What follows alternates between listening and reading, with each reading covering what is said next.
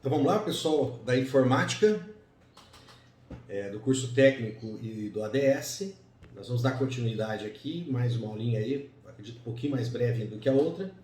E nós vamos progredir aqui para o artigo 11 e 12, né? E do Marco Civil, da Lei do Marco Civil da Internet. Mas o que fala o artigo 11? Então vamos lá, o que ele está focado? Uma das questões importantes, né, que se constituiu, que se formou ao longo da história da humanidade é a formação de estados, de países. E um dos componentes que define hoje um estado é a presença do quê? De um território. Por que deve existir um território? Porque você vai ter o povo, tá? Você fala, basta ter o povo. Tá, tudo bem. Mas se você tem o povo, e esse povo se caracteriza por quê? Esse grupo de pessoas se caracteriza por um conjunto de normas, de leis, e pode ter uma constituição, uma norma geral, uma lei principal e outras normas subsidiárias, e que ela deve ser obedecida. Tá, tudo bem. Mas se esse povo não estiver dentro de um território autônomo, livre, no qual eles podem impor aquela lei que eles acreditam que é a verdadeira, eles estiverem em um outro país, eles estão sujeitos à lei do outro país. Então eles não conseguem, na prática, constituir o quê? Uma nação, um Estado. Então por isso que é tão importante essa questão do território. E dentro desse território, né, mais do que autonomia, a expressão que eu utilizei, é a soberania que ele tem que ter dentro desse território. Significa que aquele povo, dentro daquele espaço, pequeno, grande, do tamanho de uma cidade, gigantesco, do tamanho de um continente, mas dentro daquele espaço, aquelas leis que eles escolheram para guiá-los e que eles vão obedecer para tentar organizar a sociedade, é válido e é respeitado. Isso é a soberania. No entanto, gente, a internet veio para causar uma confusão nisso aí. Porque percebam, né, nós temos essas grandes empresas, Google, Facebook, que elas simplesmente estão superando essas possíveis barreiras, essas organizações, né, dos estados. Vamos dar uma olhadinha num exemplo que ocorreu recentemente e é um debate interessante. Já tem especialistas, juristas que estão discutindo essa questão.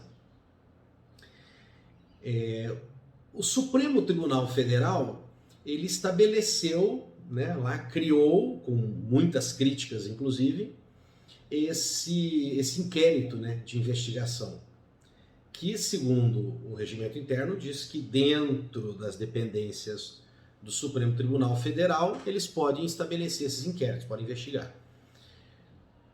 E na interpretação do agora ex-presidente da Suprema Corte, o ministro Dias Toffoli, que devido à internet isso referia-se a todo o território brasileiro. Desde que estivesse se referindo à instituição que é o Supremo Tribunal Federal. E quem ficou responsável por isso? O Alexandre de Moraes, ministro Alexandre de Moraes, que aliás é um constitucionalista de formação.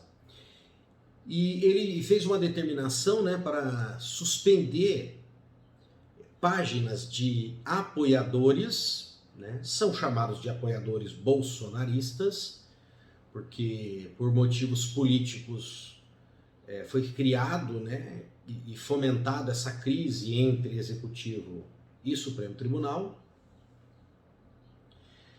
Só que o que esse pessoal fez quando eles tiveram esse impedimento com as suas páginas? Eles transferiram para quê? Para uma hospedagem fora do Brasil. E aí? O próprio Facebook, inclusive, ficou ali segurando, né, jogando uma quedinha de braço com o Poder Judiciário. E isso não é a primeira vez que o Facebook, né, em mais de um país já fez isso, né? Ele não se sente sob as ordens judiciais de um Supremo Tribunal, de uma Suprema Corte de um país. Então vocês entendem que isso é uma ruptura da soberania. Por quê? O que se fala sobre uma decisão da Suprema Corte? Cumpre-se, porque acabou, não tem mais para onde ir. Então você pode ser julgado por um juiz monocrático aqui na primeira instância, você pode recorrer por um tribunal e você pode ir para uma Suprema Corte. E no Brasil ainda é um pouco pior nesse caso, né? Porque você tem o juiz, você tem o Tribunal Estadual ou um Tribunal Regional Federal, aí você tem o Superior Tribunal de Justiça e aí você tem o STF ainda, que é o nosso Tribunal Constitucional. Então nós temos 4 aqui no Brasil. Mas depois daqui, meu amigo, acabou. Só para Deus mesmo modificar aquilo. Então por isso que a gente fala aqui, quando fala um Supremo Tribunal ou fala uma Suprema Corte, cumpre-se. Qualquer pessoa, inclusive os próprios ministros, quando tem uma decisão colegiada a respeito dele, o que ele tem que fazer? Cumprir, mesmo que ele esteja discordando. Seja voto vencido, a maioria decidiu, vai ser aquilo. E passa a ser a decisão da Suprema Corte, não só dele. Quando ele for julgar alguma coisa isoladamente, decisão monocrática de um juiz, e isso existe, né? Pode ter lá uma decisão só do Lewandowski, só do Dias Toffoli, pode ter essas decisões, mas ele tem que respeitar essa jurisprudência do grupo. Então, essa questão da soberania, ela foi tratada aqui no na lei do Marco Civil da Internet através desse artigo número 11. Vamos tentar ver o que eles fizeram para tentar equilibrar essa força da internet que suplanta, né, essas barreiras dos países, né, essa soberania. Em qualquer operação de coleta, armazenamento, guarda e tratamento de registros, eu vou repetir isso aqui para ficar bem claro. Olha o que ele está falando. Ó. Operação de coletar, de armazenar, de guardar e de tratar registros. Essa lista, quando a gente for trabalhar com a Lei Geral de Proteção de Dados, vocês vão ver como que ficou assim extensa também. De tudo que você pode fazer com registros do quê? De dados pessoais ou de comunicações por provedores de conexão e de aplicações da internet. Então, de novo, qualquer coisa que você fez, coletou, armazenou, guardou, usou, aqueles registros de conexão, de aplicações, das comunicações privadas, dos dados pessoais, tudo isso em que pelo menos um desses atos ocorra em território nacional, deverão ser obrigatoriamente respeitados a legislação brasileira e os direitos à privacidade, à proteção dos dados pessoais e ao sigilo das comunicações privadas e dos registros. Então vamos retomar o que eu falei para vocês. Qual que é uma das características da evolução, né, da humanidade? A formação dos estados. E para formar um estado, né, você precisa falar, um grupo de pessoas tem uma lei e vai obedecer essa lei. Para isso ele precisa ter um território, ele precisa ter um espaço. Pode ser muito pequenininho, pode ser uma cidade. Mas ele precisa ter um espacinho onde aquele povo, aquelas pessoas dizem, ó, aqui nós vamos seguir essa lei. A internet, gente, ela superou isso. Então qual lei você vai obedecer? Você vai obedecer uma decisão de um juiz do Supremo Tribunal Federal ou você vai obedecer uma decisão do Facebook? E aí o que eles falam? Eles falam, qualquer coisa que você fizer, se você coletar, se você armazenar, se você guardar, se você utilizar os registros de conexões, de aplicações, de dados pessoais, de comunicações privadas, se qualquer uma dessas fases ocorreu no Brasil, lei brasileira. Lei brasileira, respeito à nossa soberania. Legal? Vamos lá. Parágrafo 1º. O disposto no caput aplica-se aos dados coletados em território nacional e ao conteúdo das comunicações, desde que, pelo menos, um dos terminais esteja localizado no Brasil. Então ele está querendo dizer que qualquer operação precisa, de alguma forma, registrar que teve o uso aqui. Tá bom? Não só passar, mas tem que registrar o uso aqui de um terminal. Parágrafo 2º.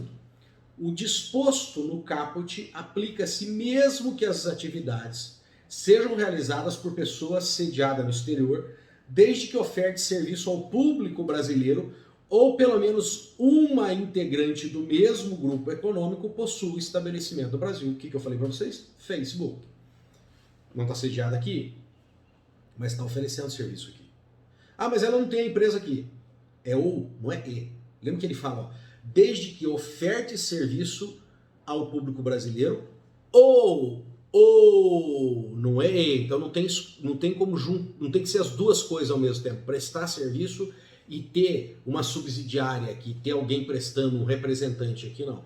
ou está prestando serviço, ou tem algum representante aqui no Brasil. Pronto, já tem que obedecer essas leis. Parágrafo 3º. Os provedores de conexão e de aplicações de internet deverão prestar, na forma da regulamentação, informações que permitam a verificação quanto ao cumprimento da legislação brasileira referente à coleta, à guarda, ao armazenamento ou ao tratamento de dados, bem como respeito à privacidade e ao sigilo das comunicações. Então vamos lá. Olha só. Não basta só eles estarem obrigados a cumprir isso, cumprir a lei brasileira, mas eles têm que ter uma forma fácil de comprovar que estão cumprindo isso. Relembrando, montando o esqueminha, olha lá, vai ter os registros, tá, pessoal? Vai ter os registros. Registro do quê? De conexão, de aplicativos, dos seus dados, das suas conversas privadas, das suas mensagens, beleza? Muito bem. Isso tem que respeitar o quê? A sua privacidade, a sua intimidade, a sua honra e a sua imagem. Então eles têm que comprovar que eles estão respeitando a lei brasileira quando eles estiverem fazendo esses registros. Joia?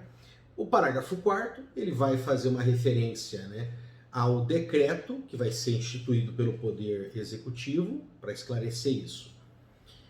O legislador, ele pode criar uma lei e muitas vezes para a lei não ficar muito cheio de detalhes práticos, de coisas que podem ir mudando muito rapidamente, o que ele faz? Ele faz um artigo mais amplo, então a determinação da lei ela é mais ampla, ela não chega a ser objetiva, definitiva para alguma coisa, às vezes não dá nem para aplicar aquilo na hora, e aí sobra uma função para o executivo, que é fazer a regulamentação dessa lei, explicar como ela vai funcionar através de um decreto.